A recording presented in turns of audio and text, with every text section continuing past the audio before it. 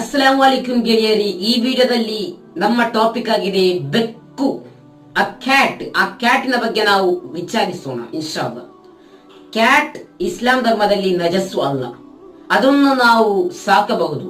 ಆದರೆ ಖರೀದಿ ಮಾಡಿಕೊಂಡು ಸಾಕುವುದು ವಿಧಿ ಹರಾಮಾಗಿರುತ್ತದೆ, ತುಂಬಾ ದೊಡ್ಡ ಪಾಪೆಯಾಗಿರುತ್ತದೆ.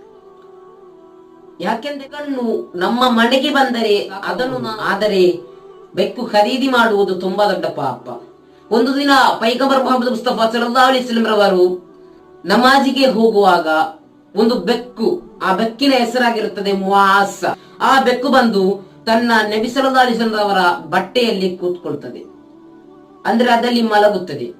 ಆಗ ನಬಿ ಸಲ್ಲಲ್ಲಾಹು ಅಲೈಹಿ ವಸಲ್ಲಂ ರವರು ಅದಕ್ಕೆ ಒಂದು ತೊಂದರೆ ಕೊಡದೆ ಆ ಬಟ್ಟೆಯನ್ನು ಹರಿದುಕೊಂಡು ಕತ್ತರಿಸಿಕೊಂಡು ನಮಾಜಿಗೆ ಹೋಗುತ್ತಾರೆ. ಮೋಮಿನುಗಳೇ, ನಾವು ಇದರಲ್ಲಿ ಅರ್ಥ ಮಾಡುವುದೇನೆಂದರೆ, ನಮ್ಮ